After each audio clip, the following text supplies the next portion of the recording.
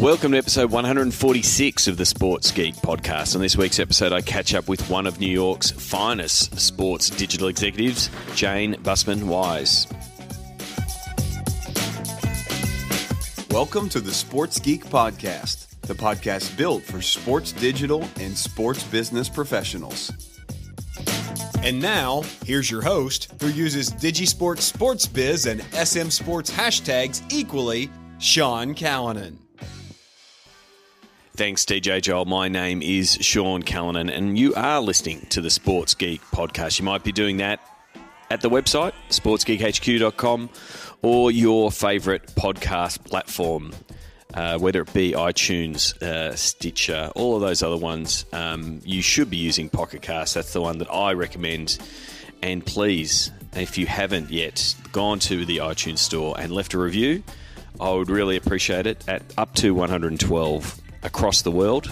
But please send me an email or send me a tweet once you have, so I can see it and know that that was yours. I'd very much like to say thank you. And for those of you who've left 112 so far, thank you very much. As always, if you want to contact me, at Sean Callanan on Twitter, at Sean Callanan on the Sports Biz Slack group. If you haven't joined, go to SportsBiz, go to sportsgeekhq.com/Slack to join up. A lot of the guests, including today's guest, are now in the Sports Biz Slack. Happy to connect and take your questions. We can use the old-fashioned method. No, I'm not talking about sending a postcard. Just email. That's old-fashioned now. Sean at sportsgeekhq.com.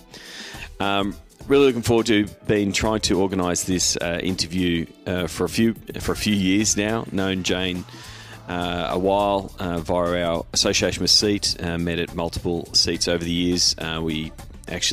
She has actually been on the podcast back on episode 80 as part of the panel for one of the early hashtag sports virtual events, and we even pitched this panel for South by Southwest this year. So I've always been nagging Jayne to come on the show and have a chat. I was doing so when she was at the Nets, then New York FC, and now she's finally in her role at New York Red Bulls, and I've finally been able to secure some time. And we had a really good chat about both the New York sports scene and also her career in that New York sports scene and some of the differences that she's seen in the different roles across NHL, the NBA, and now in the MLS. So please enjoy this chat with Jayne Bussman-Wise from the New York Red Bulls.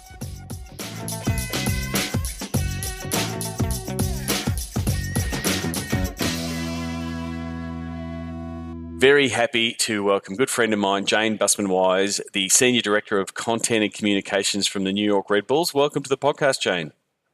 Thanks so much, Sean. Happy to finally be able to do this. I know. We've sort of bounced around. We've caught up at conferences, and I keep tapping you on the shoulder to say we've got to do a podcast.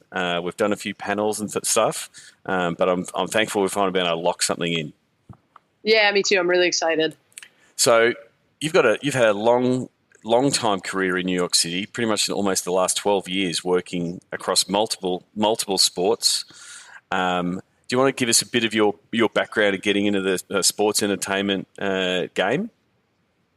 Yeah, happy to. I've been here in New York City for my career, and started off at a small sports marketing firm. It was a place I'd interned in college. It was a company called TSE Sports and Entertainment.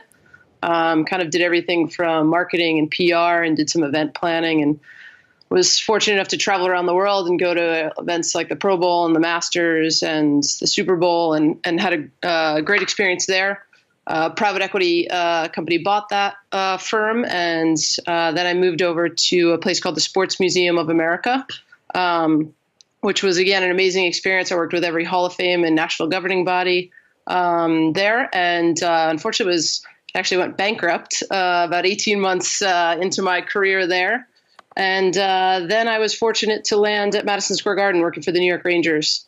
It was about 2009, and it was right when sort of digital and social, it was the early days. So I was hired as on the marketing side, overseeing sort of marketing programs, and social went from a small bit of my job there to being, by the end, 3 years later, was really my main focus with the club. And I really started by, I will admit that I read a book on Twitter before we ended up really sort of launching into it and diving in there. And it was early days. It's strange. It's always interesting hearing people's both start in whether it is social, but also where social started in organisations. In the fact that you're saying here, the Rangers, it sort of was born out of the digital department, where we've had discussions where it's been the domain of the comms team, and it started there as a real comms focus, and then even there's a couple of teams that social started in the IT department of all places. Do you think that there was an advantage coming from the marketing side and sort of tackling social from marketing even in those early days? Yeah, I think for me, it really started, I had a very supportive boss at the time, and it was really something that I was interested in, and I had been reading, like I said, a lot about, and just thought I could help out, I could get involved. And, she had been at the organization and still is, and had been at the time there for almost 20 years, and was really tied into the sporting side and whether it was the players and the coaches, great relationships with the PR team. So it made sense, and it's evolved over time, and even to kind of where I will get in my current career. I think for me, it was a great position to be at the time, right when social was becoming, quite popular. When Facebook pages were then launching, I was there with the Rangers in the early days, and then was fortunate to move over to the Nets, who at the time were in New Jersey, and joined right before and in preparation for the move to Brooklyn.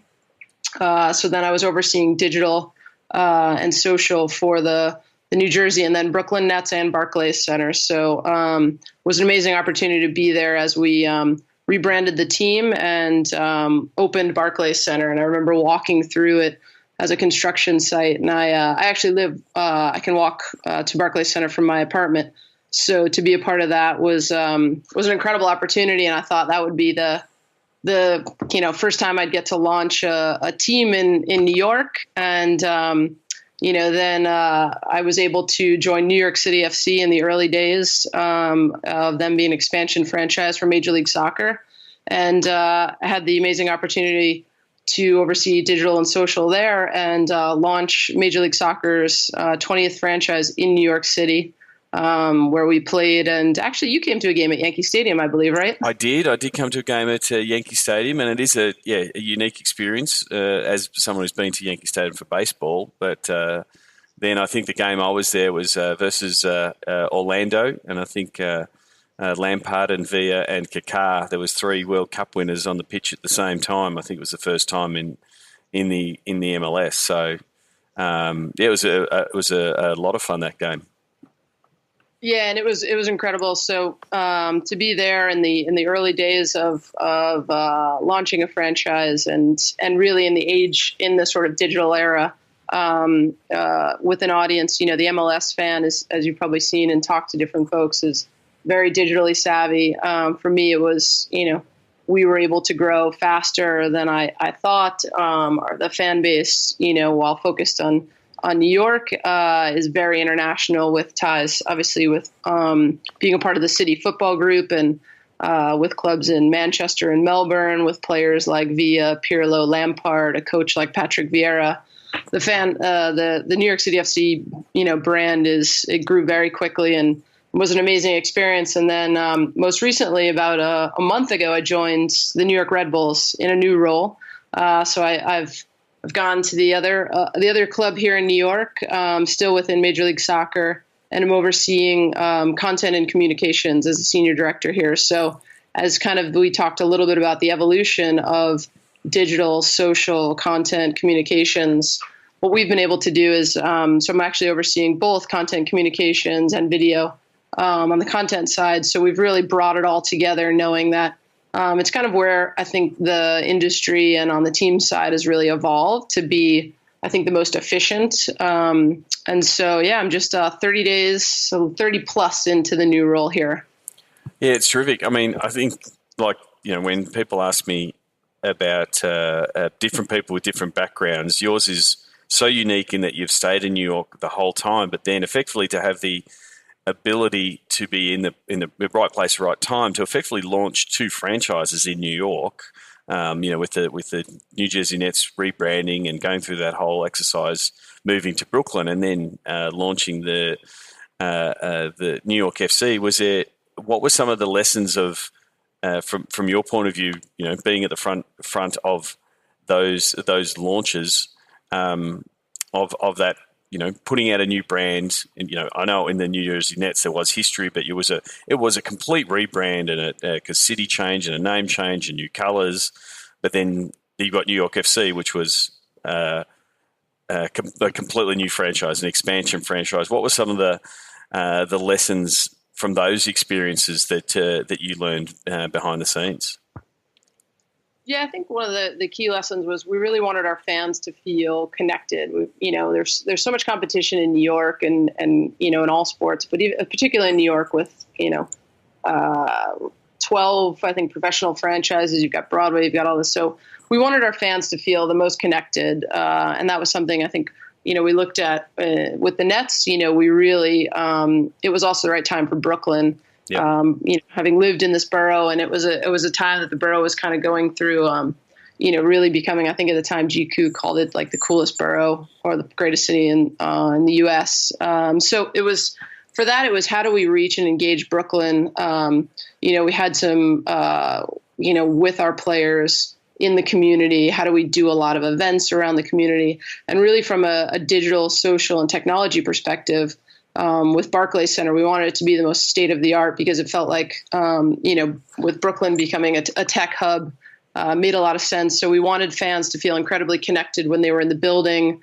At the time, we launched Cisco Stadium Vision Mobile and had, multiple camera angles, live streaming to your phone when you're connected to the Wi-Fi. So we wanted to be wherever our fans were, whether that was the platforms they were on, whether it was providing apps, for iOS and for Android, having the websites be mobile friendly.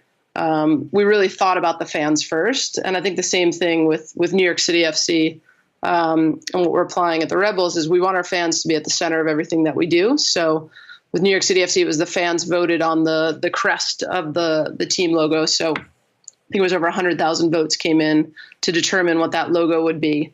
And I think incorporating our fans, whether it's into content or in different sort of getting their opinions, just having them be at the heart of it is something that I think you'll see across all sports. And I think all the best teams are doing it. And that's what we're trying to do. So it is very easy to get to do that when you have that clean slate of, hey, here's a new brand, here's a new team. How do you apply those same tactics because they're valid across traditional established teams? How do you go about applying that, in your new role at the New York Red Bulls to say we want to maintain, keep the fan focus? How much has been the first, first 30 days? You can't fix everything. Not that everything needs to be fixed, but there's all these things that you want to do. How do you approach those first 30 days? How much has it been you sitting back, seeing how things are operating, and then seeing those small tweaks before you start putting your fingerprints over what you're trying to do in the content side of things? Yeah, and that's kind of what I've been doing. I think one of the things that why I've been fortunate is we've got a really good team with a solid foundation, and we've got really great open access, whether it's on the sporting side with our head coach, with our players, with our sporting director. From the start, they've been incredibly welcome and open. We have probably the best access I've ever had working for a team when it comes to, the content we can get. Our video cameraman is, in the locker room, in the huddle, before in the team huddle when they're on the field. So, what we've been able to do, even just quickly, a lot of the content we were doing, just kind of tweaking it to be, we're stripping away some of the more produced audio and really hearing a lot of the raw, natural sound because we have great access. So we're producing content that we're kind of calling all access. So we're taking our fans into a training session, and you're hearing the coach kind of talk about why we're doing an 11v11 that day, or you're on the pitch and you can hear the audio of the players before they're taking the field, or they're in the locker room after a win. And one of our most recent games was around one of our big community initiatives is Autism Awareness Night. And you hear Jesse before the game talking about if we win it, a young woman named Julia, who's the daughter of our general manager, would win we'd give her the game ball, and we wanted to win that match for her. And it was a big initiative for us. We introduced a new sensory space in the arena. So we really bring fans in. So it's content that you're not seeing anywhere else. You're not getting that on other media sites. And that's, I think, the opportunity that teams have. And that for me coming in, because we've got that access, I think we can create some really unique content.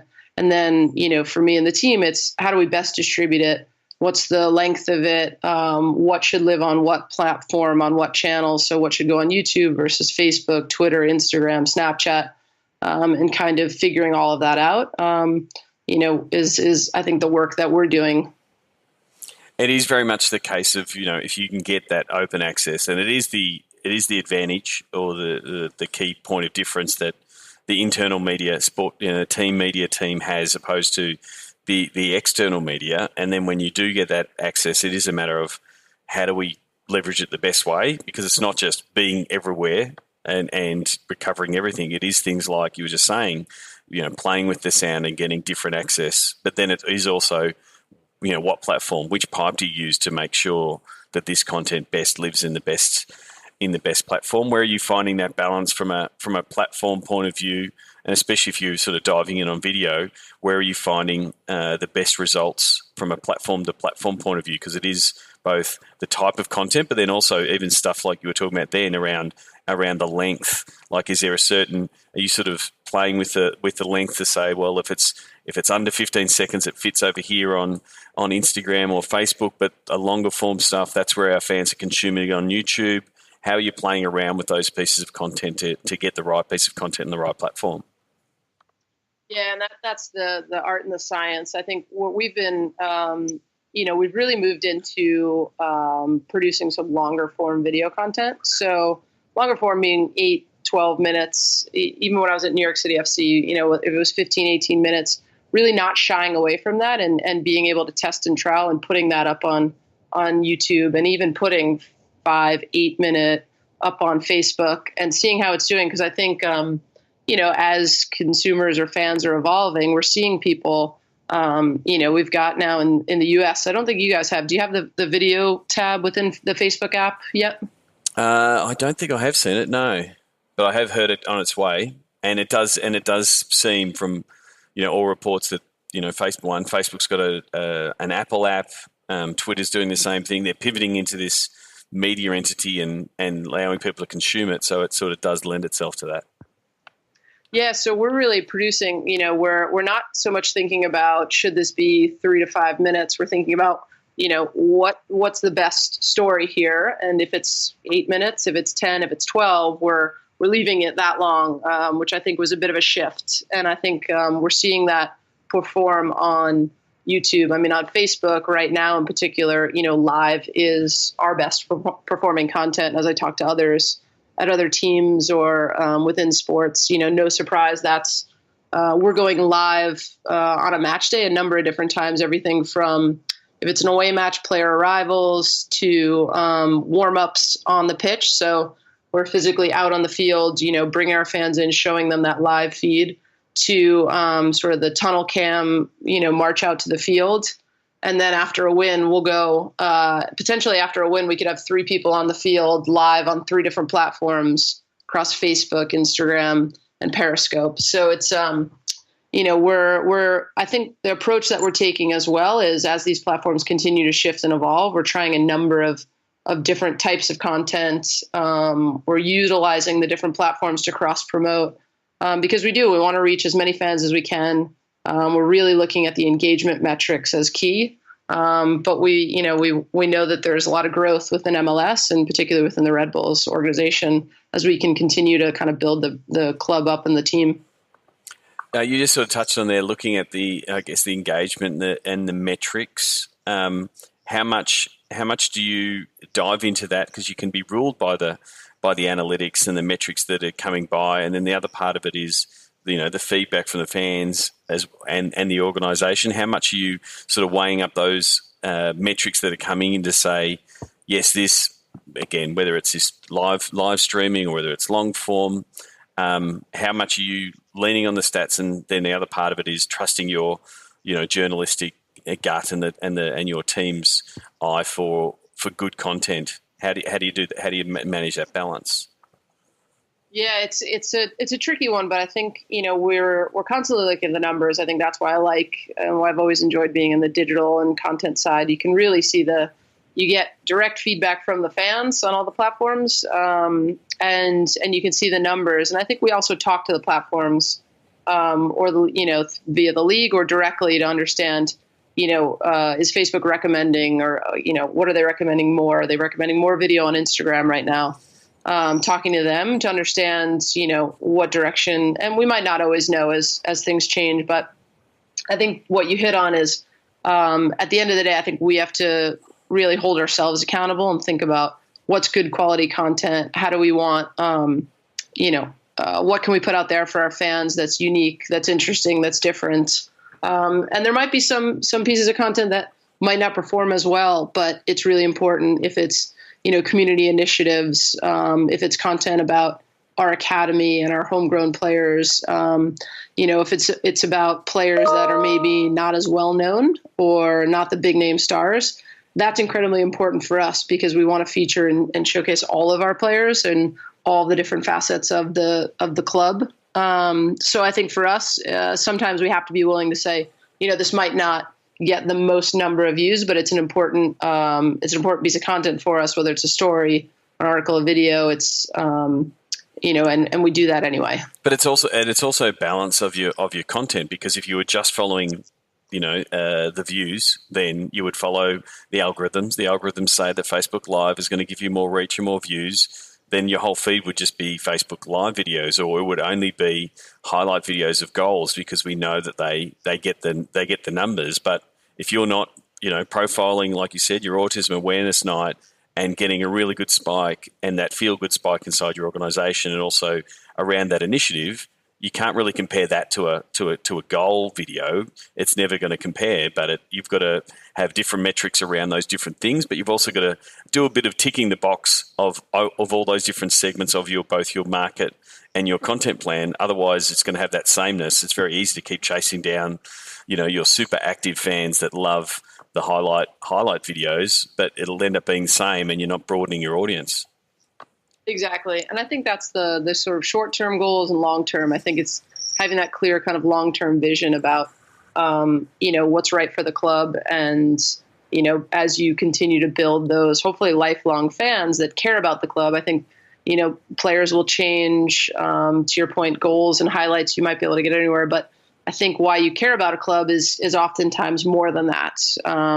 Whether it's, a game, or how you, experience it with your family growing up, or various moments, or how they interact with your community, or causes that, you're passionate about. But I think, clubs that are more than just the highlights and star players are the ones that, over the test of time, as there's wins and losses, continue to be successful.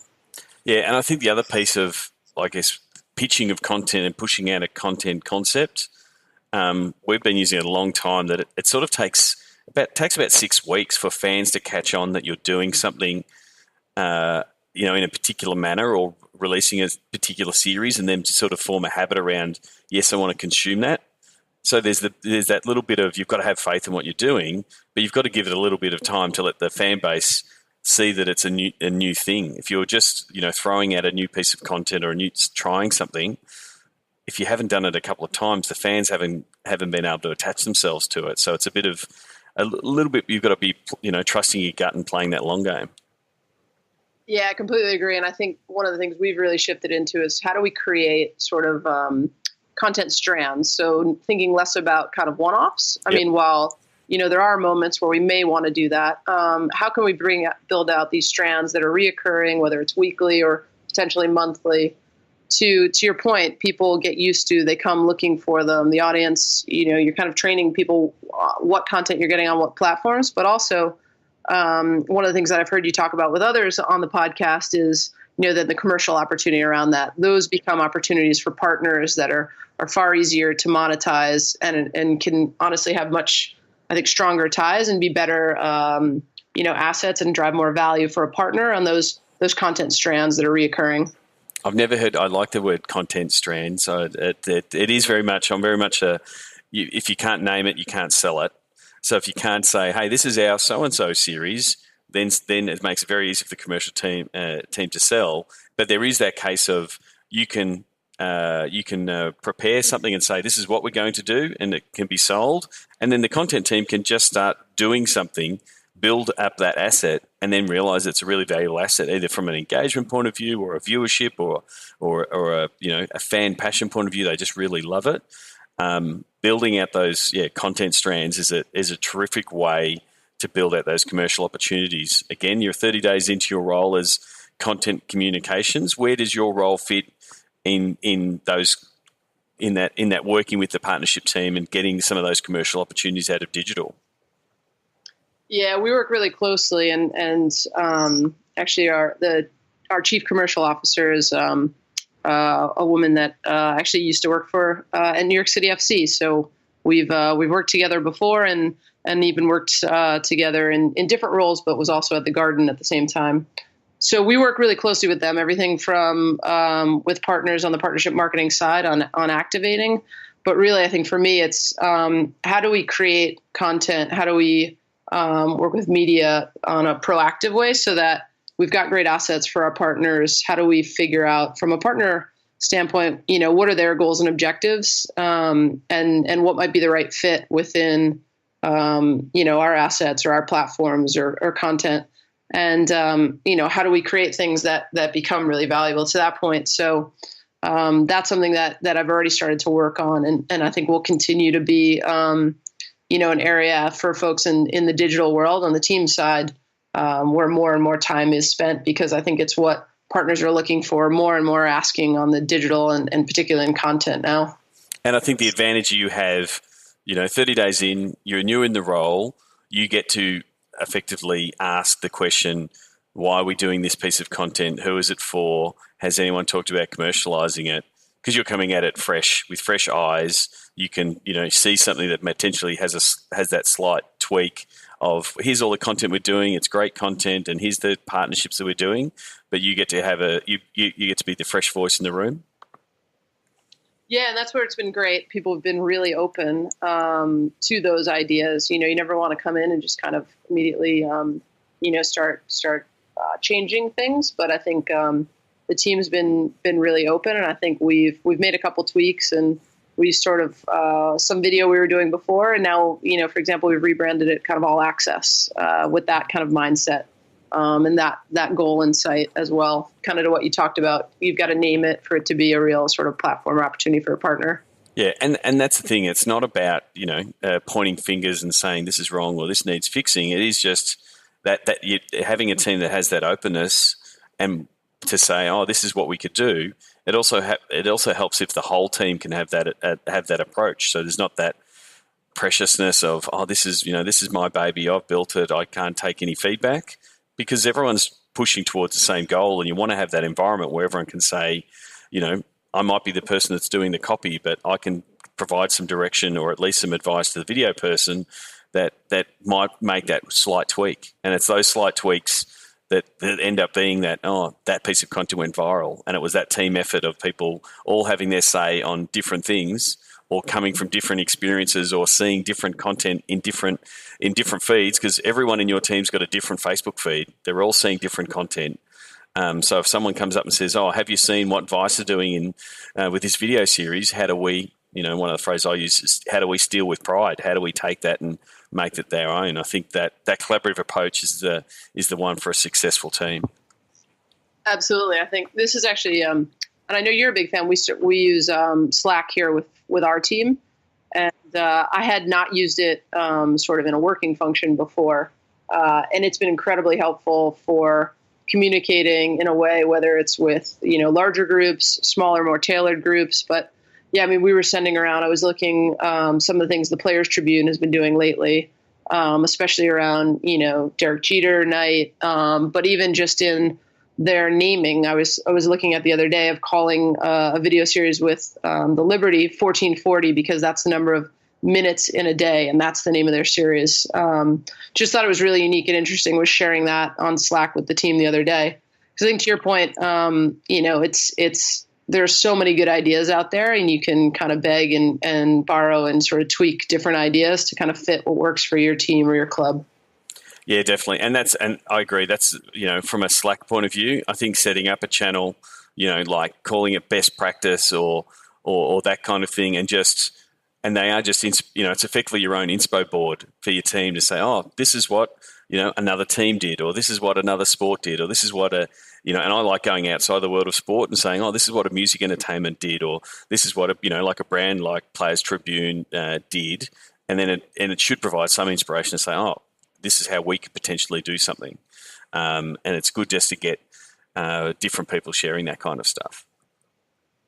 Yeah, absolutely. And I think that for me was one of the really interesting opportunities here, is being a part of sort of Red Bull, with Red Bull Media House, with Red Bull, and just being a very progressive, innovative company that I'm just kind of starting. Actually, today was working out of the office there, and there's just so many opportunities and how, they've been able to grow a brand in forms of like content. There's a lot there that I think, I'm excited about and was kind of, in joining the club that I think is unique in sports. And it is one of those brands that has adopted that mentality of, we're going to build a whole media ecosystem around our brand, into a point where it's, brought in sports teams into the brand that makes it super unique. I mean, a lot of people would have seen a stack of Red Bull created content across extreme sports and surfing, and guys jumping out of planes for massive stunts. It's going to be a really interesting resource and something you can definitely tap into at the Red Bulls. Yeah, there's other football clubs in Austria, and there's crash ice skating in Formula One, and there's various athletes across the world. It's been even just in early days, it's a very creative environment, so there's no shortage of ideas to look around for. Well, thank you very much for coming on the show. I know it took us a little bit of time to schedule it. Hopefully we will catch up soon in person. Yes. I want to close with the closing five. Do you remember the first sports event you ever attended? I was thinking about this one. I think it was, I grew up in New Jersey. It was my dad took me to a Devils game, and he actually caught a puck that was coming my way. Wow. Too bad. Yeah, he barehanded it. Barehanded the puck, and you're like, if only I had the Vine camera out then, I would be an early viral digital superstar. Would have been perfect. Did he have the David Putty style full face paint? That would make their story just a little bit better. As people who know, I use David Putty in a few of my presentations. As if those have watched Seinfeld, but he didn't have the full face paint. No, he's not that much of a fan. But I did ask him if it hurt at the time, and I remember him saying no. And now he will fully admit that he thought he broke his hand. Yeah, of course. Rose-colored glasses. It probably is increased in speed. He probably caught it closer to your face. It's obviously just going to the legend is going to keep getting bigger and bigger. Do you have a favorite food or a favorite food memory at a sports event? Yeah, you know what I was thinking about it. I went to Target Fields, in Minnesota, yep. Out there, and had pork chop on a stick, which was just, I thought, among the more interesting foods you can get at a ballpark or at a sporting venue. It was actually really good. It was just funny that they served it on a stick. Now I feel bad that I toured Target Field in the off season. Pork chop on a stick sounds delightful. Yep. Yeah. Terrific. What's the first app you open in the morning? Probably pretty boring. I do look at my email probably first, and then Facebook for me would be the next. Just check in what's happening in the world. Yeah, because it's a nice mix of check up on work and then kind of work, and because my feed is kind of like probably yours and a lot of people in our world, half work and half, friends, family. So it's a nice mix. Yeah, you just lean into the algorithm and Zuck will deliver the stuff that you've clicked on previously. Exactly. Is there someone that you would like to nominate for the Sports Geek podcast listeners to follow, whether it be someone on Twitter, someone that writes, or whatever? Is there a good follow that people should check out? I'm trying to think. I was thinking about this from an individual standpoint. I think in your last podcast, I think may have said the same kind of thing of where my feed is a bit, especially on Twitter, it's gotten a bit much. So what I found, the hashtag sports email is, it's kind of similar, with yours, is a helpful aggregator of kind of the main stories and topics I should look at. So, I mean, this is, I'm getting more and more people sort of give that similar answer, and not say it's a wrong answer, but is it a bit of also, because the easiest answer, say 3 or 4 years ago, is you would start nominating people who you follow and engage with on Twitter. Are you finding yourself doing that less, or as the noise ratio on Twitter is getting higher? Like, I think for me, I almost, because I focus so much on the team side, and because I'm not the person that's tweeting all the time anymore, but I don't tweet very much personally, probably nearly as much as I should. But yeah, I think it is a bit of the noise factor, and maybe me not tweeting enough and thinking of kind of the best. But yeah, for me, it's been helpful to have, like yourself, with sending newsletters or hashtag sports or going to a sport techie, things like that. Yeah, but I mean, and it has, and I've spoken about previously, like tools like Nuzzle that pull out all the articles that people that are in your Twitter feed are sharing.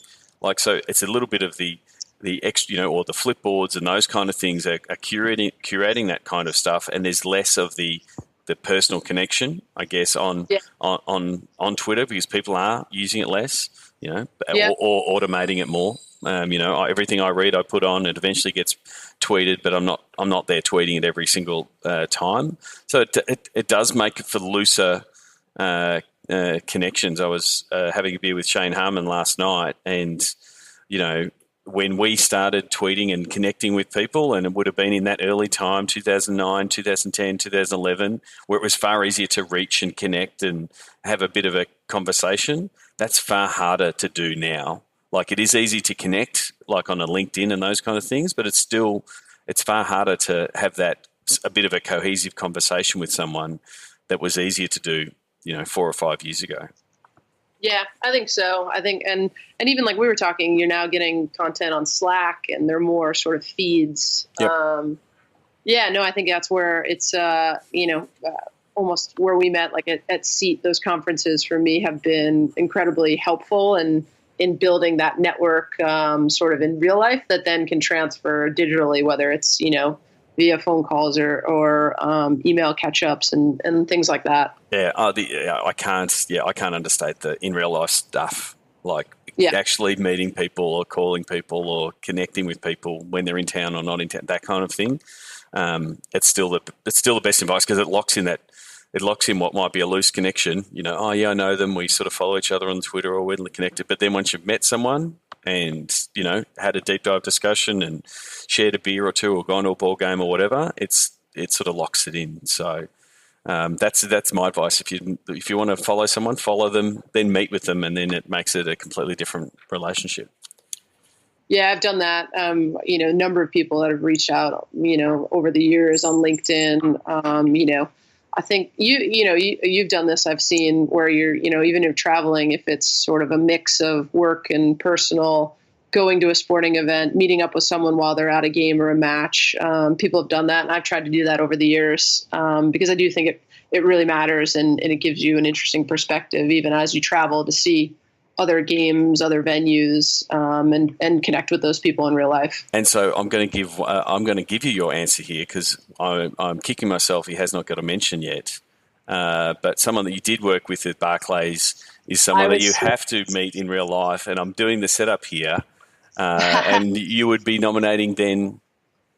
Well, Chip Foley is, while he might not tweet as often as he should, he's a person that, is someone that I feel very lucky to have worked with. And has connected me with so many people in the industry, and was, when we worked together, the head of technology for City Ratner and for Barclays Center, and really, I think why the building is so tech advanced and kind of future proofed. He's been a great friend over the years, and he is a total gadget geek. So he keeps me up to date on whatever the newest gadget is. Yes, and he's someone you have to follow, because I find out from Instagram that he's surfing down the road from me in Melbourne, and I have to message him and say, let's catch up. So, but yeah, he's definitely someone you want to connect with, and trust us when we say, when you're meeting him in real person, it's just as fun. And yes, we'll just leave it at that. We had to give him a proper shout out here. Yeah, exactly. Even just for the dueling pianos dedications that he did in Las Vegas last year. So lastly, the social media MVP. If you have to pick one, and there's two ways. You can answer it two ways. You can say, here's my personal MVP, and then here's me from a work point of view MVP. What social media platform wins your MVP? Yeah, so personally, my favorite is Instagram. I think it's it's kind of, I think for me, the easiest way to kind of keep up with is it just the standard feed, or are you also consuming all the Insta stories? Yeah, the Insta stories as well, and I kind of use that from a personal platform, but I don't post as much on the stories. Yep. But yeah, I think I love the fact at what they've been able to do there, and I think it's been interesting just to see that evolve. And what we found, just as a kind of side note, is the number of traffic, web traffic that Instagram stories are driving. For us has been pretty significant. So we're putting a lot of content on there. Yeah, it's been a bit of a hack to allow Instagram to drive traffic, because it's never driven traffic, because it was such a walled garden for so long. And even the ad product doesn't drive a lot of traffic, because when you're in the standard feed, you're in double tap swipe up mode, like show me more photos, show me more prettiness, double tap. And you don't want to leave that environment, but the Insta stories has given that option of, here's the latest article, swipe up to view, and sending people to that content. So I think that's been really smart to be able to, because especially from a professional team point of view or a media outlet point of view, Insta is great and we all love engagement, but in the end, a big KPI is how many people are heading to our site, how many people are reading our content, what are people consuming. So they really had to come up with some way to change the behavior of Instagram users, because previously to leave Instagram, you would say, click the link in my bio, and it would be 4 clicks till you got out. And so there was so many hurdles. So I think, the ability on verified profiles to send people to an article, and I'm hearing the same things talking to different people, that people are super surprised how much traffic and engagement those articles are getting. Yeah, it's been nice. And I think it's unique in the fact that you're able to do that, but they've kept the rest of the experience intact, that other, that you were used to and that you loved from the start. So I think that's been, incredibly interesting how they've been able to evolve that. So yeah, that's probably my MVP, but, I think Facebook is, from the larger business perspective, continues to be kind of incredibly important, and something that just from the size and scale of it, from the advertising and revenue standpoint, is one that, it still gets the bulk and the lion's share of the attention at work. It is, and it is, because it keeps delivering, but it's also the data and the advertising model underneath that teams can leverage is just so powerful. Absolutely, yeah. I mean, the targeting that you can do, it's you just can't find that elsewhere. So, lastly, where can we've already told people that no one's on Twitter anymore, but where can people find you, connect with you on the internet? Yeah, so I do have a Twitter account, which is Jayne Bussman-Wise. Don't tweet often, so probably best place to connect with me is LinkedIn. I found that to be just a great way to network and connect with people over the years. So you can definitely find me there.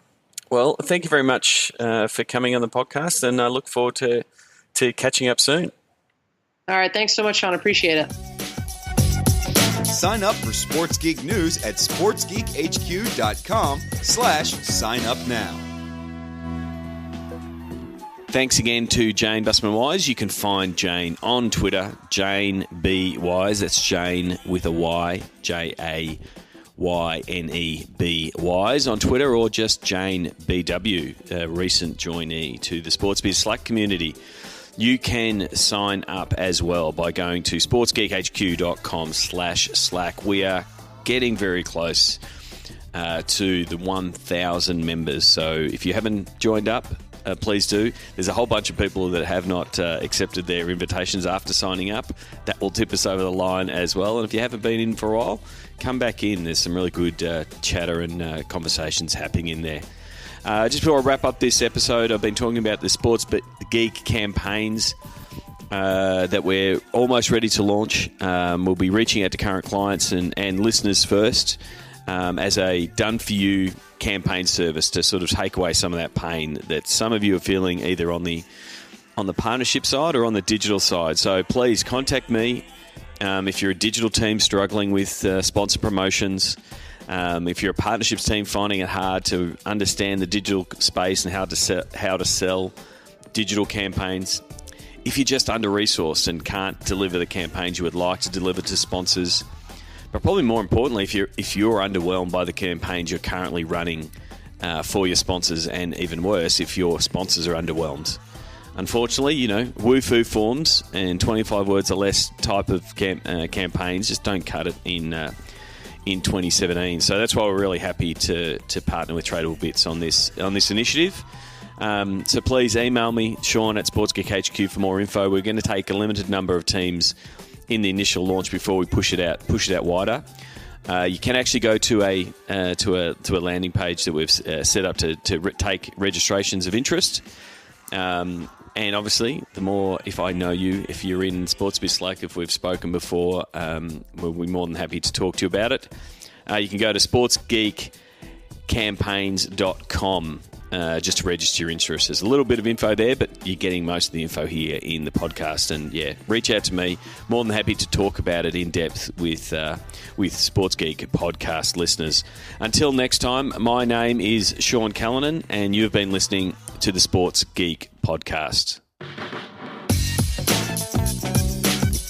Like the Sports Geek podcast? Find us on facebook.com/sportsgeek.